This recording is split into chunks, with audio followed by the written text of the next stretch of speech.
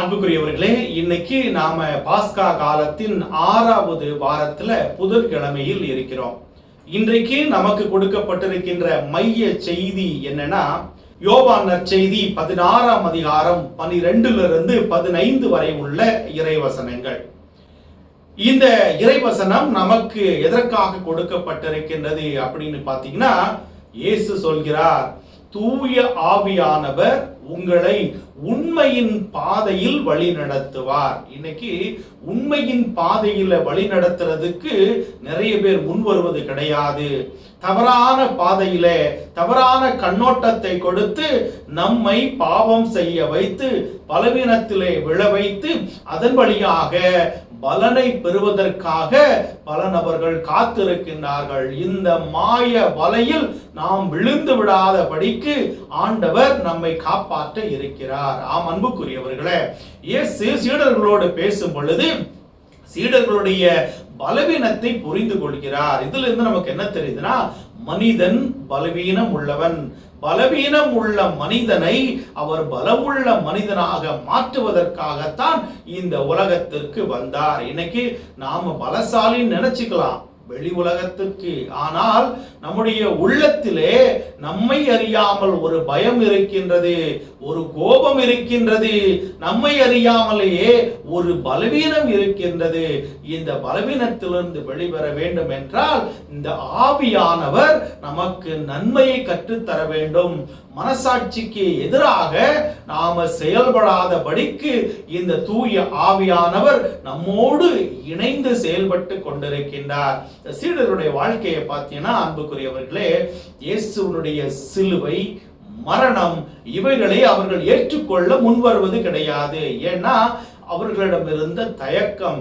இயேசுவை பார்த்தால் அவர் ஒரு லட்சிய வீரர், அவர் வெற்றியை சுவைக்கக்கூடியவர் என்றுதான் அவர்களுக்கு தெரிந்தது. ஏன்னா அவர் செல்லும் இடமெல்லாம் நன்மைகளை செய்து கொண்டு போனார், நல்ல பல நற்செய்திகளை அறிவித்து கொண்டு போனார், நோயாளிகளை குணமாக்கினார். இவைகளை வைத்து அவங்க என்ன நினைச்சாங்க, இயேசு ஒரு சூப்பர் ஹீரோ அப்படின்னு நினைச்சாங்க.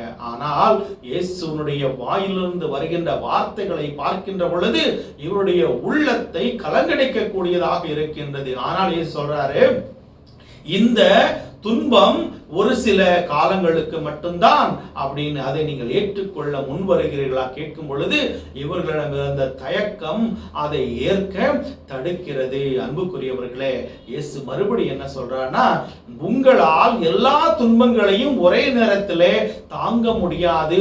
அதற்காகத்தான் தூய ஆவியானவர் உங்களோடு இருந்து செயல்படுகின்ற பொழுது நீங்கள் எதையும் தாங்கக்கூடிய வல்லமை படைத்தவர்களாக இருக்கிறேன் அவர் சொல்கிறார். அன்புக்குரியவர்களே, இயேசுவுடைய அந்த டீச்சிங் இருக்கு பாருங்க, அவர் சீடர்களுக்கு கற்றுக் கொடுத்த அந்த விதம், ஒரு ஆசிரியர் தன்னுடைய மாணவர்களுக்கு அவர்களுடைய பலவீனத்தை அறிந்து அவர்களுடைய பலத்தையும் அறிந்து சிறிது சிறிதாக கற்றுக் கொடுப்பது போல இயேசு தன்னுடைய சீடர்களுக்கு கற்றுக் கொடுக்கின்றார். அன்புக்குரியவர்களே, ஒரு குழந்தையை பெற்றெடுப்பதற்கு எந்த அளவிற்கு ஒரு தாய் மிகவும் முன்வந்து வருவது போல அந்த ஒரு குழந்தையை சுமப்பது ஒரு தாய்க்கு சுகம்தானே தவிர அது சுமையல்ல. அது போலதான் நாம் எவ்வளவுதான் பாவம் செய்தாலும், எவ்வளவுதான் இயேசுவை விட்டு விலகிச் சென்றாலும் இயேசு நம்மை ஒரு பொழுதுமே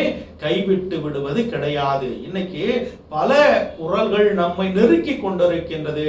உலகத்துல பார்க்கிறோம், சமூக ஊடகங்கள் என்கின்ற குரல், இந்த உலகத்தை ஈர்க்கக்கூடிய ஈர்ப்பு குரல்கள் நம்மை பாழாய்படுத்திக் கொண்டிருக்கின்றது. யாருடைய குரலுக்கு செவிமடுப்பது?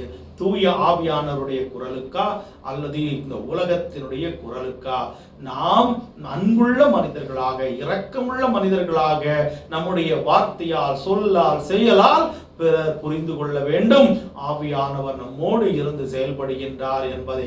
அப்படி அடுத்தவர்கள் நம்மை புரிந்து கொண்டார்கள் என்றால் நாமும் இயேசுவினுடைய பாதையில் நடக்கின்றோம்.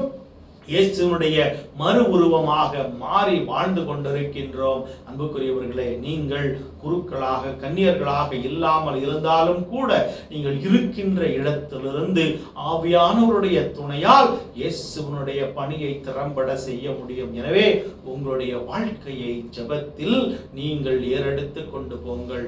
ஒவ்வொரு நிமிடமும் ஆண்டவரோடு இணைந்திருங்கள். தூய ஆவியானவரே, என்னோடு வாரும், என்னோடு தங்கும், என்னை வழிநடத்தும் என்று இன்றைய நாளிலே நாம் சிறப்பாக ஜெபிப்போம். தூய ஆவியானவர் வழியாக ஆண்டவர் நம்மை அனுதினமும் வழிநடத்து ஆசீர்வாத பேரின்பங்களோடு வாழ உங்களை அவர் ஆசீர்வதிப்பதற்காக இன்றைய நாள் நான் ஜெபிக்கிறேன். ஆண்டவருடைய அருளும் ஆசீரும் உங்களோடு என்றும் இருப்பதாக.